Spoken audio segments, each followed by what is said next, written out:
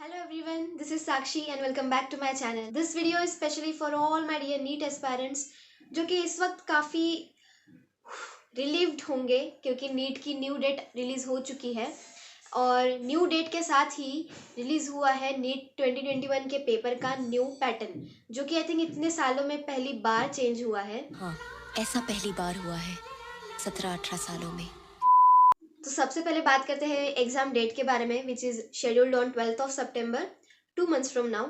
This is around the same time जब NEET 2020 का paper हुआ था। It was on 13 September last year. इस पॉइंट पे देखें तो 2 months is very sufficient for your preparations क्योंकि मैंने एक दो लोगों से बात की थी तो उनके हिसाब से अगर पेपर अगस्त में होता तो उनकी शायद उतनी तैयारी नहीं थी पेपर देने की, लेकिन अभी सितंबर मिड तक पोस्टपोन होने के कारण now they can plan well and study well for their paper. तो एक कहीं ना कहीं ये पॉजिटिव बात है। अभी हाथ में है आखिरी के 2 महीने क्योंकि बस इसके बाद तो नीट पोस्टपोन होने वाली है नहीं, this is the final date. तो अभी लास्ट के 2 months है और अभी हमें क्या करना चाहिए तो वही करेंगे जो अब तक करते आ रहे हैं। बस मेरे ख्याल से अभी आप जो भी पोर्शन या चैप्टर कर रहे थे उसको वहीं पे छोड़ के एक फाइनल रिवीजन स्टार्ट कर देनी है क्योंकि अभी तक क्या हो रहा था, जब तक डेट रिलीज नहीं हुई थी तब हमारा ऐसे ही चलते रहता है कि हमने कोई भी चैप्टर कोई भी टॉपिक रैंडमली उठा लिया, उसे किया, पूरा किया, आधा किया, लेकिन बाद में छोड़ दिया। दूसरे दिन कोई और चैप्टर उठाया, उसे भी ऐसे ही कर लिया। लेकिन अभी डेट रिलीज हो चुकी है और अभी हमें एक फाइनल रिवीजन स्टार्ट कर देनी है। माना कि इससे पहले भी आपकी 2-3 बार अगर रिवीजन हो चुकी हो पूरे चैप्टर्स की या फिर फुल रिवीजन, तो भी ये जो रिवीजन होगी वो आपकी प्रायर टू नीट मतलब एग्जाम के जस्ट पहली वाली रिवीजन होगी। इसके बाद आपको क्या पता शायद एक और रिवीजन के लिए चांस मिले ना मिले, इसलिए स्टार्टिंग से सब चैप्टर्स उठाना स्टार्ट कर दीजिए। और रिवीजन कैसी करनी है, कौन से सब्जेक्ट को कितना टाइम देना है, पैटर्न क्या होना चाहिए दिन में, तो ये मैंने अपनी लास्ट वीडियो में मैंने आपको बताया है। रिवीजन के साथ साथ हमें पेपर भी सॉल्व करते रहना है, क्वेश्चंस भी करते रहना है, ध्यान रखिए। सिर्फ चैप्टर पढ़ के छोड़िए मत, उसको अप्लाई जब तक नहीं करेंगे तब तक अभी वो याद नहीं रहेगा। जितने नंबर ऑफ क्वेश्चंस आप देख सकते हो उतने देखिए। उसके लिए एक ट्रिक बताती हूँ, जब आप पढ़ते पढ़ते बोर हो जाओ या बीच में अगर आपका थोड़ा सा फ्री टाइम हो तो यूट्यूब पे नीट के प्रीवियस ईयर्स के क्वेश्चंस देख लिए या फिर अनअकैडमी पे अभी फ्री में जो फुल लेंथ पेपर्स है उन पे डिस्कशन होता है। आप हो गया 1 घंटा या आधा घंटा के लिए वो देख लिए, या फिर टेलीग्राम पे ऐसे बहुत सारे चैनल्स है जहाँ पे अपन क्वेश्चंस के क्विज मतलब नीट क्विज खेल सकते हैं। तो उस तरीके से कैसा होता है कि हम अपने फ्री टाइम में भी टाइम पास नहीं कर रहे हैं, उसमें भी अपन क्वेश्चंस देख रहे हैं और उनको याद कर रहे हैं। अब इसमें ऐसे भी कुछ लोग होंगे जिन्होंने अभी तक फुल सिलेबस कवर नहीं किया है, लाइक जिनके कुछ चैप्टर्स अभी भी पेंडिंग है करने के। तो आई वुड सजेस्ट कि आप पहले पूरा सिलेबस कवर करने की ओर देखें, फिर अपने जो वीक टॉपिक्स है या जो टॉपिक्स आपको हार्ड लगते हैं उनकी तरफ ध्यान दें। क्योंकि अभी न्यू पैटर्न के हिसाब से अगर आप देखें तो आपको क्वेश्चंस में चॉइस अवेलेबल है। तो अगर क्वेश्चन उस टॉपिक से रहा जो आपको नहीं बन पाता है तो आप उसे स्किप कर सकते हो। न्यू पैटर्न क्या है उसके बारे में हम आगे डिस्कस करेंगे, लेकिन व्हाट आई मीन टू से हियर इज पहले आप अपना सिलेबस कंप्लीट करने की ओर देखो और फिर ही अपने वीक टॉपिक्स की ओर ध्यान दो। और एक चीज़ ये है कि आपका इस समय फोकस बायोलॉजी की ओर होना चाहिए, क्योंकि सबसे ज़्यादा होना चाहिए इनफैक्ट, क्योंकि biology is the subject which will make you clear NEET. Physics chemistry जितना बनता है उतना कीजिए, लेकिन अगर मार्क्स कम आ रहे हैं तो स्ट्रेस मत लीजिए, भले ही बायोलॉजी में आप आउट ऑफ ले आओ, आपका सिलेक्शन हो जाएगा पक्का। और रही बात उनकी जिन्होंने ऑलरेडी 3-4 बार रिवीजन अगर कंप्लीट कर ली हो, तो अभी आप सिर्फ सिलेक्शन का मत सोचिए, आप अपनी रैंक बढ़ाने का सोचिए। नीट में जो टॉपिक्स आपको हार्ड लगते हैं, जो आपसे नहीं बन पाते, आप उन पर काम कीजिए, उनको परफेक्ट करने की कोशिश कीजिए। मुझे पर्सनली केमिकल इक्विलिब्रियम, रिप्रोडक्शन, इलेक्ट्रोस्टैट्स, ये सारे टॉपिक्स बहुत हार्ड लगते थे, इसलिए शुरुआत में तो मैं इनके क्वेश्चंस डायरेक्ट स्किप कर देती थी। लेकिन जब तक मैंने अपनी 2-3 रिविजन्स कंप्लीट की उसके बाद मैंने इन टॉपिक्स को पकड़ा, उनके क्वेश्चन सॉल्व किए, तब जाके थोड़ा बहुत उनको सॉल्व करते बन पाता था, वरना पहले तो बस स्किप ही होते थे वो। तो ऐसे जो टॉपिक्स हैं आपके, आप उन पर काम कर सकते हो अगर आपकी रिवीजन हो चुकी हो तो। अनदर पॉइंट इज़ अब आपको अपनी फ्रीक्वेंसी ऑफ रीडिंग बढ़ा देनी है।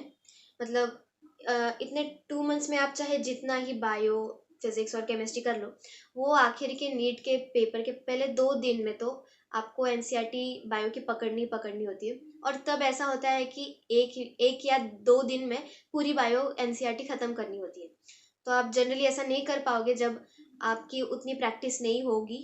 तो इसलिए अपनी नंबर ऑफ रीडिंग्स बढ़ाओ अभी से। नेक्स्ट पॉइंट इज़ कि देखो, क्वेश्चन सॉल्व करने का लेवल अब बहुत बेसिक रखो, मतलब स्टिक टू एनसीईआरटी रहो बेसिकली। क्योंकि ऐसा नहीं होना चाहिए कि आपने बहुत हॉट्स लेवल का पेपर सॉल्व कर लिया फिर उसमें कम मार्क्स आ गए और डिप्रेस रहे 2 दिन। नहीं, क्योंकि लास्ट 2 ईयर्स से जब एनटीए पेपर निकाल रहे हैं तो पेपर का लेवल बहुत बेसिक रहा है, मतलब एनसीईआरटी के बाहर नहीं गया है। नीट 2020 के पहले एनटीए ने अपने ऑफिशियल एनटीए टेस्ट्स लॉन्च किए थे जिसमें काफ़ी फुल लेंथ पेपर्स थे, लेकिन वहाँ के क्वेश्चंस और जो फाइनल नीट का पेपर हुआ 2020 का, वहाँ के क्वेश्चंस उनमें ज़मीन आसमान का फ़र्क था, मतलब कोई मैच ही नहीं था। तो आप देखिए, ऐसे हाई लेवल के क्वेश्चंस सॉल्व करने का ऐसा बहुत आपको कोई फ़ायदा नहीं होगा नीट में। हाँ, आप प्रैक्टिस के लिए 1 आध 2 सॉल्व कर लिए तो कर लिए, लेकिन उसके मार्क्स आप उतने दिल पे मत लगाओ। वैसे पेपर हार्ड आए या इजी आए इससे आपको फ़र्क पड़ना ही नहीं चाहिए, क्योंकि अगर पेपर हार्ड आया तो नेचुरली कट ऑफ कम जाएगा, और क्योंकि आपसे नहीं बन रहा है तो बहुत से बच्चों से नहीं बनेगा, और तब रिज़ल्ट भी ठीक ठाक, मतलब 2019 के पहले जो रिज़ल्ट आता था वैसा आएगा। और अगर पेपर इजी आ गया तो आपसे भी बन रहा है, उससे भी बन रहा है, सबसे ही बन रहा है, तो कट ऑफ अपने आप ऊपर चला जाएगा। तो अब देखिए, कोई एडवांटेज नहीं है हमारा पेपर हार्ड आए या इजी आए, ओवरऑल आउटकम तो सेम ही रहना है। अभी बात करते हैं नीट पेपर के न्यू पैटर्न की। ये तो हम पहली बार ही देख रहे हैं कि नीट आपको चॉइस प्रोवाइड कर रहा है, वरना अब तक तो ऐसा नहीं था। न्यू पैटर्न कुछ ऐसे है कि पहले पहले के पेपर्स में the paper was divided into 3 parts, like physics, chemistry and biology. लेकिन अब की बार उन्होंने पूरे पेपर को 4 पार्ट्स में डिवाइड किया है, botany, zoology, chemistry and physics. और उससे पूरे पेपर को, मतलब हर एक पार्ट में उसको डिवाइड किया है section A and section B में। मतलब फिजिक्स में section A and section B होगा, केमिस्ट्री में section A and section B, likewise for zoology and botany.